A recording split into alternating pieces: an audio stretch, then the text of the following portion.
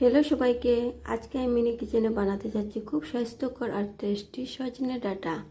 প্রথমে আমি তেল দিয়ে দিলাম কড়াইতে। তো আমি ছোটো ছোটো করে সজনে ডাঁটা কেটে নিয়েছি। এখন মিনি কড়াইতে একটু তেল দিয়ে দিলাম।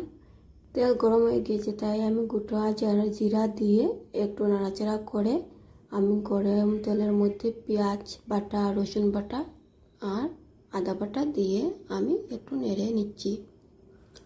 হলুদ আর সামান্য গুঁড়ো লঙ্কা আমি দেবো এখানে। তো 2-3টা আমি তেজপাতা দিয়ে একটু সর্ষে বাটা দিয়ে আমি ভালোভাবে নেড়ে নিচ্ছি। সব মশলা ভালো করে মিশিয়ে দিচ্ছি। তো সজনে ডাঁটা যেরকম টেস্টি সেই রকম স্বাস্থ্যকর। এখানে সিজনে খুব পাওয়া যায় সজনে ডাঁটা, তো যত পারো অত খাওয়া উচিত। স্বাস্থ্যের জন্য বহুত ভালো একটা সবজি।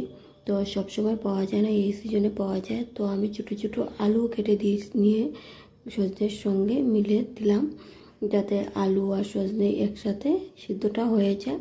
তো আলু দেওয়া যায়, না দিলেই হয়। আমি আলু দিলাম যাতে আমার মেয়ে আর কি আলুটা খেতে ভালো পায়, তার জন্য। তো একটু সময় আমি ভালোভাবে এটাকে জাল দেব। সজনে আলু যত সময় না সিদ্ধ হয় তত সময় আমি এটাকে ঢেকে ঢেকে আমি সিদ্ধ করব। তো এখন আমি দেখলাম এটা সিদ্ধ হয়েছে কি না। তো দেখলাম না সিদ্ধ হয়নি, তারপর আবার ঢেকে দিলাম। এখন উঠিয়ে দেখছি যে সিদ্ধ হয়েছে কি না। তো সব মশলা ভালো করে মিশে গেল, কি সুন্দর লাগছে সজনে ডাঁটাগুলো। তো আমার সজনে ডাঁটাগুলো কমপ্লিট রেসিপিটা আজকের জন্য টাটা বাই।